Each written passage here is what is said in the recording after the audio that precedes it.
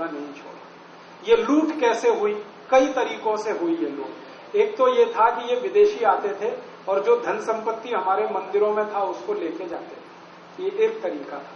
दूसरा ये तरीका था कि विदेशी आते थे और हमको उल्लू बना के अपना माल बेचते थे और हमारा पैसा मुनाफे के रूप में लेके जाते थे। जिन चीजों की हमें जरूरत नहीं वो हम उनसे लेते थे। आप सोचो, दुनिया में ऐसा कोई समाज है जो अपनी जरूरत के बिना का सामान खरीदे? हमने खरीदा, आज भी खरीद रहे हैं। हमारी अकल ही खत्म हो गई है कि ये हमें चाहिए कि नहीं चाहिए। उदाहरण के लिए चाय की हमें कभी भी जरूरत नहीं रही, क्योंकि ये गर्म देश है। गर्म देश में चाय ना पी जाती है ना पिलाई जाती है, और गर्म देश में चाय उत्पादन भी नहीं हो सकती। चाय उत्पादन होने के लिए ठंडा देश चाहिए। यूरोप और अमेरिका में चाय हो सकती है, भारत में नहीं। तो वो चाय लेके आए हमारे देश में। हम गर्म देश वाले जो दूध पीते थे, लस्सी पीते थे, मट्ठा पीते थे, हर दिन दही होता था, हर दिन मक्खन होता था, दही और दूध की नदियां जिस देश में बहती थी उस देश के लोगों ने चाय पीना शुरू कर दिया। अंग्रेज बहुत चालाक थे, उनको भारतवासियों की एक कमजोरी पता चल गई। उनको ये पता चला कि ये भारतवासी मुफ्त में कुछ भी लेते। हाँ, तो सबसे पहले चाय उन्होंने मुफ्त में पिलाई। जगह जगह चाय के दुकानें खोली, ईस्ट इंडिया कंपनी ने चाय पिलाई मुफ्त में। हमने पीना शुरू किया मुफ्त में, फिर आदत पड़ गई, फिर खरीद के पीना शुरू किया, और अब इतनी पी रहे हैं जो दुनिया में कोई नहीं पीता। एक साल में हिंदुस्तानी लोग 70 करोड़ किलोग्राम चाय पी जाते हैं। 10,500 करोड़ रुपए की ये चाय होती है।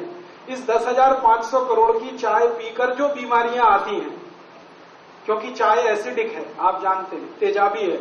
ज्यादा चाय पिएंगे तेजाब और बढ़ेगा, एसिडिटी बढ़ेगी। एसिडिटी से 103 रोग आते हैं। तो ये चाय बिकती है 10,500 करोड़ की, इससे रोग पैदा होते हैं। उन रोगों का इलाज करने में खर्च करते हैं हम 6.5 लाख करोड़। ऐसे मूर्खानंद हैं इस देश के लोग जो अपने को बड़ा स्मार्ट समझते हैं। ज्यादा स्मार्ट वो हैं जो उठते ही चाय पीते हैं, और ज्यादा स्मार्ट वो हैं जिनको टट्टी तब उतरती है जब चाय पी लेते हैं।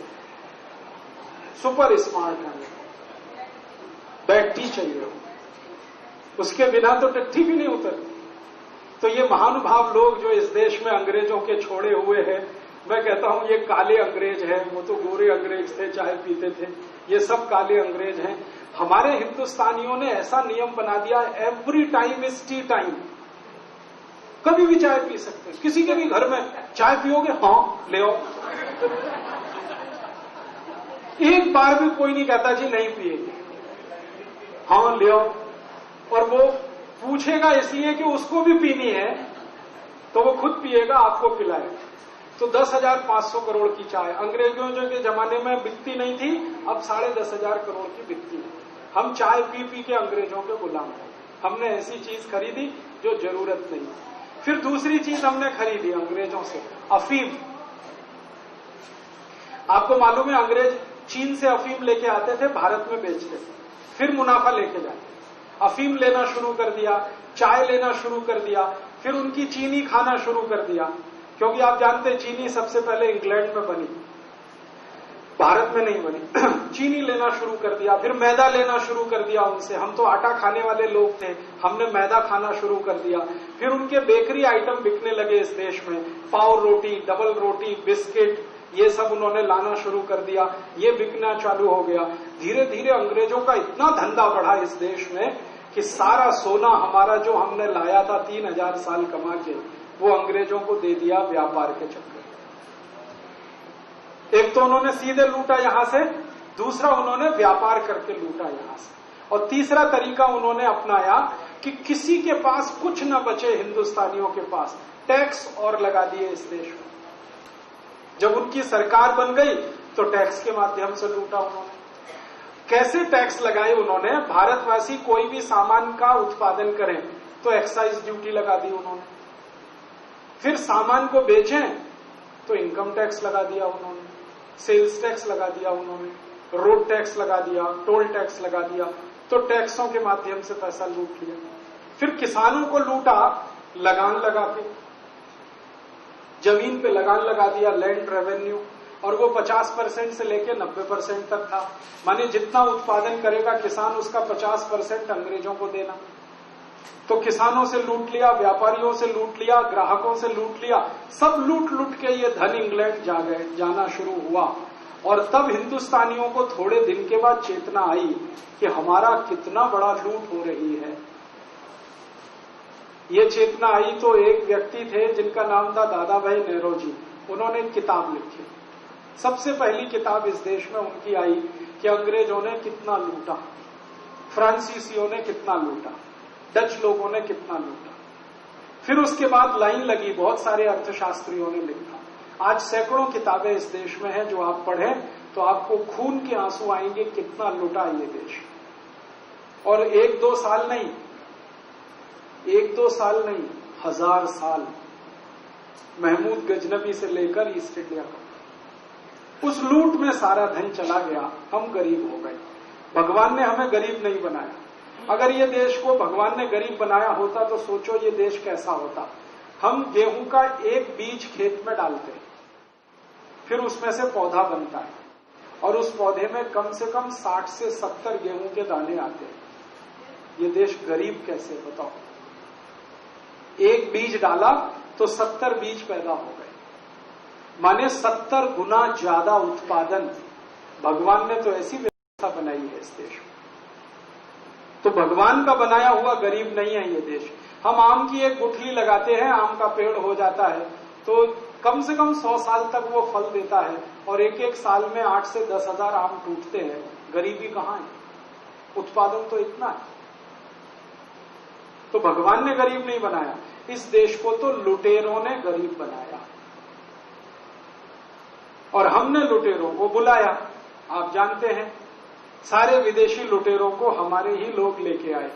मोहम्मद बिन कासिम, महमूद गजनबी, तैमूर लंग, नादिर शाह, अहमद शाह अब्दाली, ये सब भारत के ही गद्दारों द्वारा बुलाए गए थे। कभी गुजरात में तो कभी कहीं तो कभी कहीं। और ईस्ट इंडिया कंपनी से दोस्ती भी ही एक भारत के ऐसे ही गद्दार ने कराई थी, जिसका नाम था मीर जाफर। तो अपने ही देशवासियों की गद्दारी से हम लूटे, विदेशियों ने हमको लूटा। और आपस में हम इतने लड़ते और झगड़ते रहे कि विदेशी मजा करते रहे। हम आपस में ही लड़ते रहे, ये राजा उससे लड़ेगा, वो उससे लड़ेगा, ये उसको लड़ेगा, और विदेशी सबको लूटेंगे। ये चलता रहा इस देश में। इस लूट में हम बर्बाद हो गए। गरीबी आ गई, भुखमरी आ गई, बेरोजगारी आ गई। फिर जब अंग्रेज गए इस देश को छोड़कर, तो सब क्रांतिकारियों का एक ही सपना था कि अंग्रेज चले गए, अब भारत की लूट बंद हो जाएगी। अंग्रेज चले गए, अब भारत फिर से सोने की चिड़िया हो जाएगा। अंग्रेज चले गए, अब फिर से हम दुनिया में सबसे आगे आ जाएंगे। ये सबका सपना था। भगत सिंह, ऊधम सिंह, चंद्रशेखर आजाद, लोकमान्य तिलक, जितने क्रांतिकारियों के नाम आप जानते हैं, सबका एक ही सपना था, अंग्रेज जाएंगे तो देश फिर से खुशहाल होगा, सुख और समृद्धि वाला होगा। लेकिन अंग्रेज चले गए, अब 60 साल हो गए। अब 60 साल के बाद देश में देखो, न कहीं खुशहाली है, न कहीं समृद्धि है। खुशहाली और समृद्धि अगर है तो भारत के 10, 20, 50 लोगों के घरों में धीरू भाई अंबानी, नुस्ली वाडिया, जमशेदजी टाटा या और 72-75 घराने हैं, इनके घरों में तो समृद्धि दिखती है। और इनके साथ इनके कुछ सहयोगी एजेंट वगैरह है, जो कुल आबादी का 1% से ज्यादा नहीं। बाकी तो गरीबी का पूरा महासागर इस देश में। हमारी सरकार के आंकड़े हैं, 84 करोड़ भारतवासियों के पास एक दिन की आमदनी 20 रुपए से कम। 84 करोड़। तो अंग्रेज गए, 60 साल हो गया, अब देश क्यों नहीं सुखी हो रहा, क्यों समृद्धशाली नहीं हो रहा? बात ऐसी है कि गोरे अंग्रेज चले गए और काले अंग्रेज आ गए। गोरे अंग्रेज तो विदेश से आए थे देश को लूटने के लिए, ये हरामखोर काले अंग्रेज तो अपने देश में से ही पैदा हो गए देश को लूटने के लिए। जिनको आज आप नेता कहते हैं ना, वो किसी भी पार्टी के हों, मैं इनको काला अंग्रेज कहता हूं। ये भी लूटने में ऐसे ही लगे हुए हैं इस देश को, जैसे महमूद गजनबी और मोहम्मद बिन कासिम लगे हुए। मेरे पास भारत के 419 नेताओं के सारे रिकॉर्ड्स हैं। जो मैंने एक दिन स्वामी जी को दिखाए थे, और उसी दम पे स्वामी जी कहते हैं स्विस बैंक का पैसा वापस ला। ये 419 नेता हैं जिनके नाम